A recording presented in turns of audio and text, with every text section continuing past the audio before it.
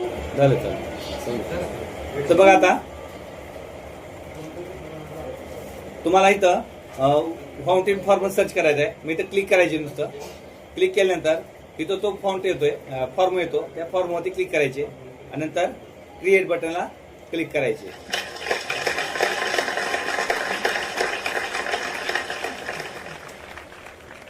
त्यानंतर पुढे बघा, आता हे डॉक्युमेंट तुम्हाला सेव्ह करायचे. मी तुम्हाला शिकवलंय कसं सेव्ह करायचे. फाईल मध्ये क्लिक करायचे, सेव्ह बटनला क्लिक करायचे, सॉरी सेव्ह ॲजला क्लिक करा. त्यानंतर इथे डेस्कटॉप वरती क्लिक करा. डेस्कटॉप वरती क्लिक केल्यानंतर फाईलला नाव टाईप करा, म्हणजेच क्लिक करा. क्लिक केलं की तुमचं ते ऑटोमॅटिक नाव येतं आणि नंतर सेव्ह बटनला क्लिक करा.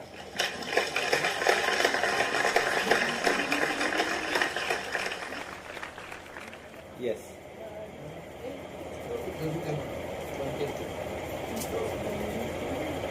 पुढे बघा. आता शांत बस.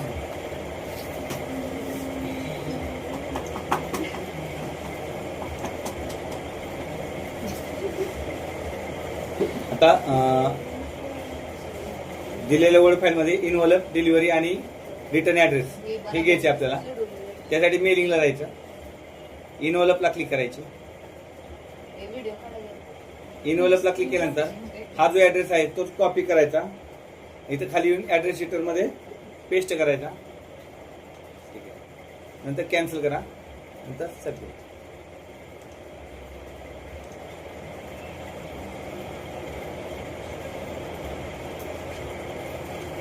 पुन्हा मेलिंग मध्ये जा. इनव्हॉल्व मध्ये गेल्यानंतर इथं खाली ऑप्शनला क्लिक करायचे. त्यामधून प्रिंटिंग ऑप्शनला क्लिक करायचे. त्यामधून फेस डाऊनला क्लिक करायचे. नंतर ओकेला क्लिक करा, क्लोज करा, सबमिट.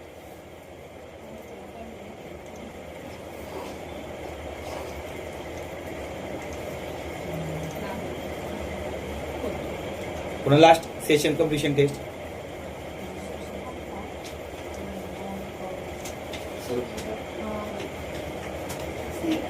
हॉटेप अनालिसिस स्प्रेडशीट मधील विविध गृहीत परिणाम तपासून पाहण्याचे प्रभावी आणि सोपे साधन आहे.